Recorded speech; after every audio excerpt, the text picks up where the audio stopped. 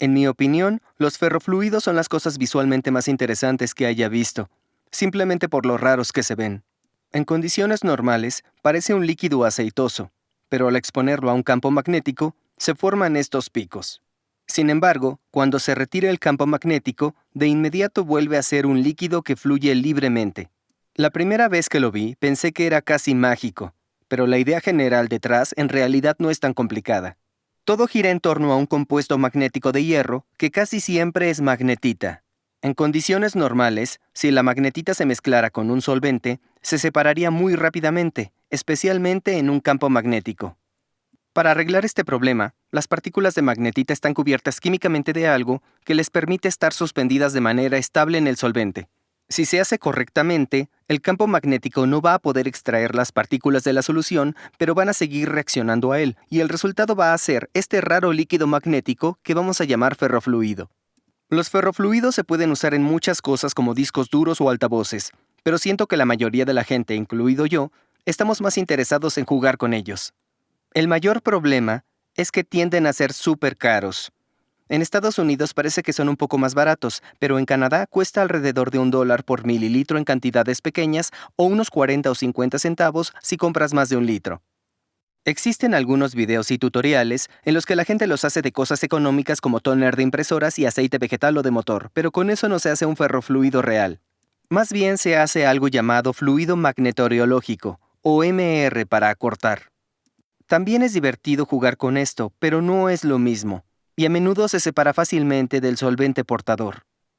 Así que decidí asumir la responsabilidad de encontrar una forma económica y relativamente fácil de hacer un buen ferrofluido. Pasé muchas horas en línea y logré encontrar algunos procedimientos que parecían decentes.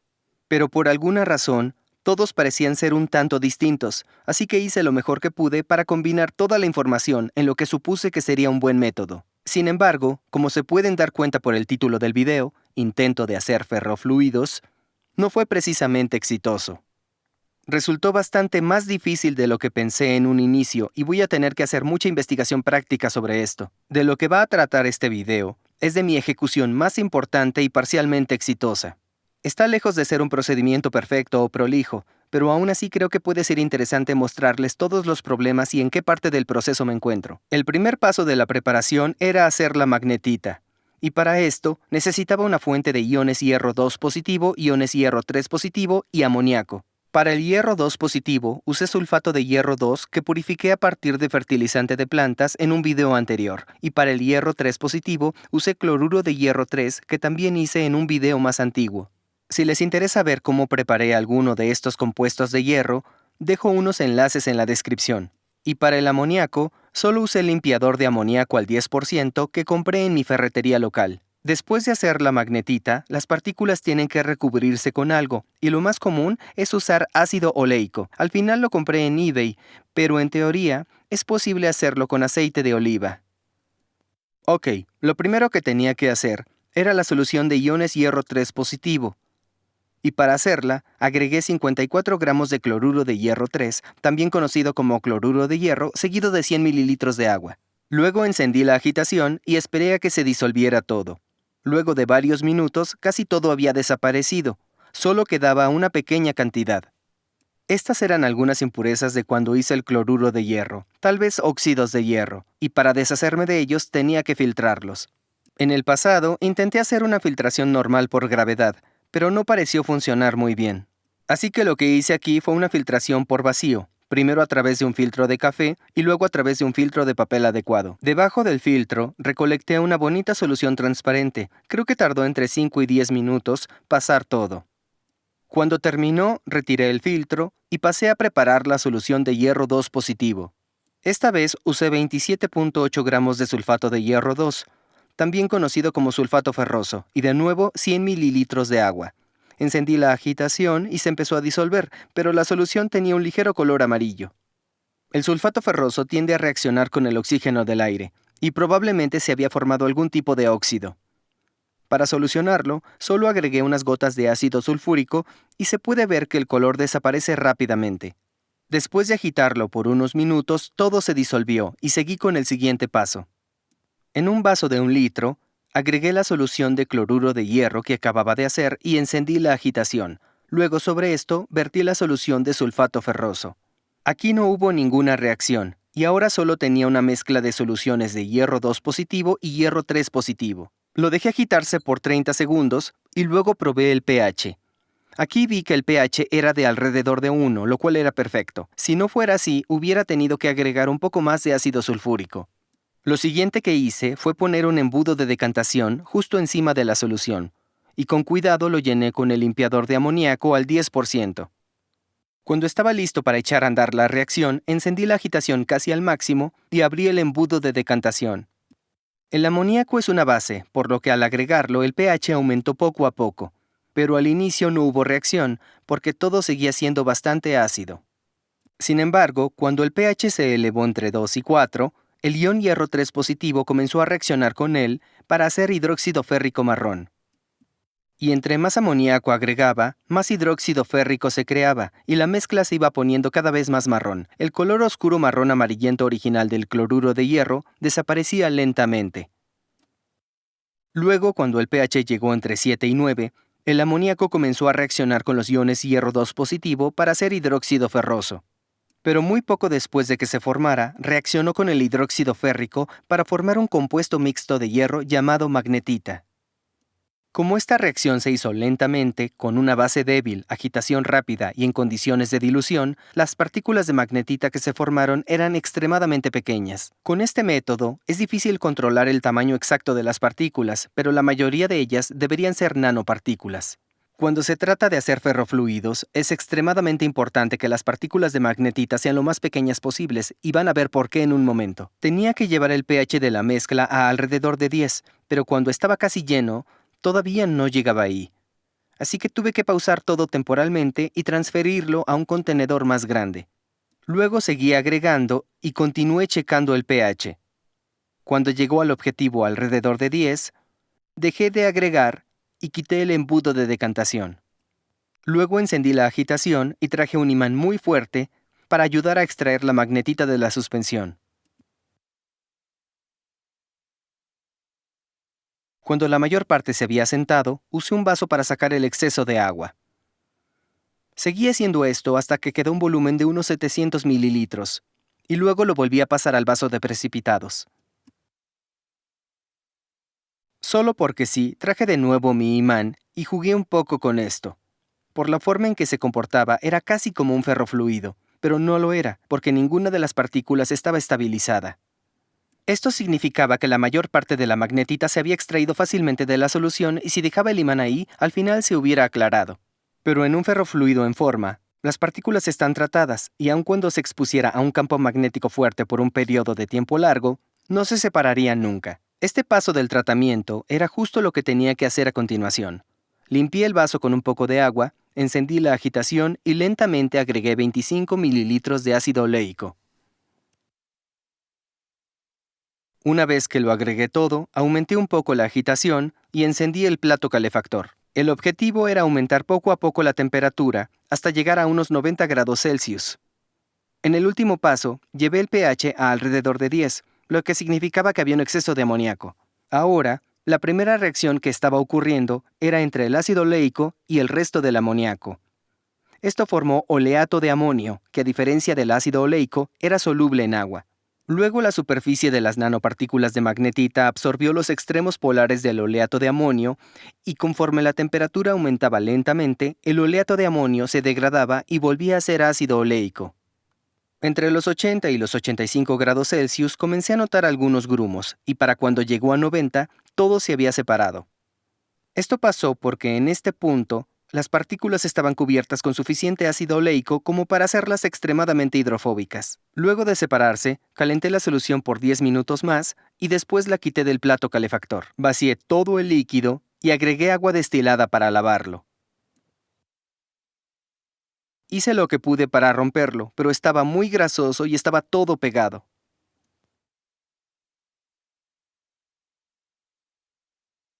Tuve que meter la mano para sacar la barra de agitación, y se puede ver lo sucia que estaba.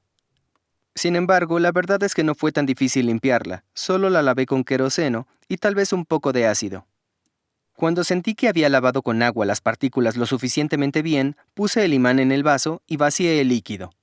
Repetí 2 veces más este proceso de lavado. Cuando terminé, lo lavé otras 3 veces con etanol para eliminar cualquier exceso de ácido oleico.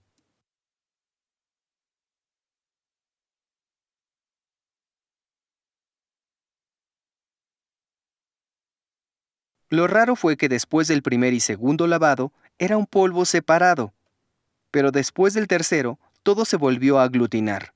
Honestamente, no estoy muy seguro de por qué pasó esto. En fin, cuando terminé, parecía que había perdido una buena cantidad de magnetita en los lavados, así que puse el imán debajo para extraerla. Lo dejé reposar por unos 10 minutos, luego vacié el líquido y vi que había una cantidad considerable en el fondo. Transferí esta recuperación, junto con la principal, a 2 platos pequeños. Ambas aún estaban llenas de etanol, así que para secarlas, las puse en mi desecador al vacío toda la noche. En la mañana, el etanol se había ido, pero aún estaban un poco aceitosas. Creo que fue porque usé demasiado ácido oleico en el proceso de recubrimiento, y no se eliminó todo en los pasos de lavado. Para probarla, tomé un pedazo pequeño del lote principal y le agregué una cantidad mínima de queroseno. El queroseno es un solvente muy apolar y con suerte va a poder interactuar con el ácido oleico apolar que agregué en la superficie de las partículas de magnetita. Esto podría permitir que la magnetita normalmente insoluble se disperse en el solvente casi como si se disolviera. Aunque técnicamente no se está disolviendo, una forma más precisa de describirlo es como una suspensión coloidal estabilizada. Este recubrimiento de ácido oleico también ayuda a mantener las partículas separadas y evita que se aglutinen. Idealmente, el resultado final debería ser una suspensión estable de nanopartículas de magnetita que puede interactuar con un campo magnético, pero que siga siendo una solución. Cuando sentí que estaba listo, la quise probar. Y casi funcionó, pero la calidad era muy mala. Para ser justos, funcionó un poco, pero no parecía ser totalmente líquida y no se formaron picos.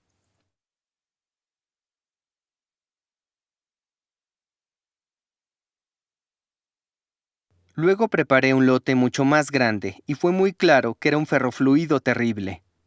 Sin embargo, el lado positivo es que creo que aún así se veía genial. En un ferrofluido bueno y adecuado, los picos se ven muy suaves, pero aquí eran muy puntiagudos, y es que la mayoría de mis partículas por desgracia se aglutinaban y se salían de la solución. No estoy demasiado seguro de por qué pasó eso, pero solo había 2 variables reales a considerar. O las partículas de magnetita eran muy grandes, o no estaban bien recubiertas con ácido oleico, o era una combinación de ambas. Después de ver esto, asumí que todo mi proceso había sido un fracaso total. Sin embargo, antes de decidirme a desechar lo que tenía, intenté buscar en línea una forma de salvarlo. En mi investigación, encontré un video de YouTube en el que mostraban el ferrofluido casero de mayor calidad que haya visto. No publicó un tutorial adecuado o un video de cómo lo hizo, pero respondió a los comentarios. Leí todos los comentarios que hizo en los 7 videos sobre sus ferrofluidos y la verdad fueron de mucha ayuda. En mi opinión, su punto más importante fue que al hacer ferrofluidos hay 2 partes principales. La primera es hacer las nanopartículas recubiertas como ya vieron, y la segunda es la purificación. En general lo que entendí fue que no importaba qué tan bueno fuera mi proceso para hacerlas, tenía que purificar las más grandes o las que no estuvieran recubiertas adecuadamente. Él solo dio detalles muy básicos sobre la purificación, pero parece ser bastante simple, así que decidí intentarlo. Ahora volviendo a lo que recuperé, inicialmente planeaba probar estas 2 muestras por separado. Sin embargo, luego de ver los pobres resultados que obtuve, pensé que en realidad no valía la pena y decidí combinarlas.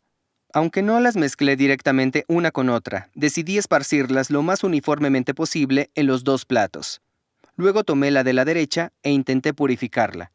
La razón por la que lo hice con la mitad en lugar de usar todo es que quería asegurar que tenía un respaldo en caso de que saliera mal. Una vez que lo puse todo en un vaso, empecé a agregar queroseno. Luego lo mezclé e intenté hacer que se disolviera. Seguí agregando queroseno cuando sentía que era necesario, pero en general la idea era usar lo menos posible. Luego de agitar unos minutos más, me pareció que este vaso de precipitados no iba a ser suficiente.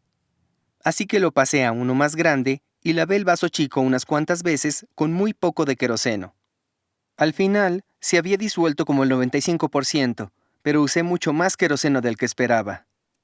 Además, había cosas insolubles en el fondo, así que vacié todo lo de este vaso en otro. Las partículas del tamaño y cobertura adecuados se disuelven muy fácilmente en queroseno y no se necesita usar demasiado.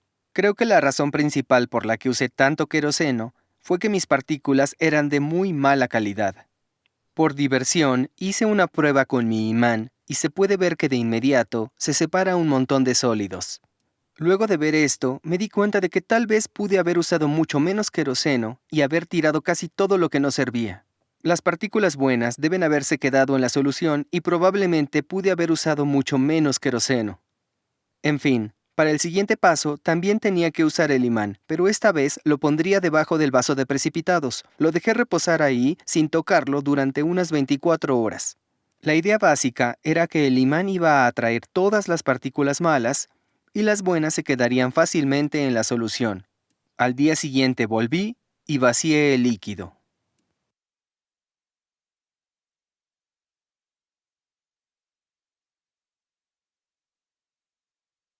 En el fondo del vaso quedaron todas las partículas de magnetita inservibles.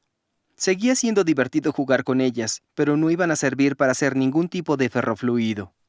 Las partículas de buena calidad seguían en el queroseno, y para extraerlas tenía que rebajar su solubilidad. Y hacer esto fue muy fácil, solo tuve que agregar el doble del volumen de acetona. Pero desafortunadamente, como usé demasiado queroseno en el paso anterior, eso me llevó a usar mucho más acetona. En las próximas ejecuciones definitivamente voy a mantener la cantidad de queroseno al mínimo. En lugar de usar cerca de 150 mililitros, probablemente pude haber usado alrededor de 10. Cuando agregué toda la acetona, lo puse sobre el imán y lo dejé asentarse un par de minutos. Luego vacié todo el solvente y en el fondo quedó una pasta marrón. Con ayuda de un poco de acetona, la pasé a un platito. Luego usé esa acetona para mezclar las cosas y para lavar las partículas un poco más. Para separarlas del solvente hice lo mismo que otras veces y lo volví a poner sobre el imán, pero esta vez las cosas parecían ser diferentes. Las partículas se separaron muy rápidamente de la solución y casi sin esfuerzo, el líquido se aclaró.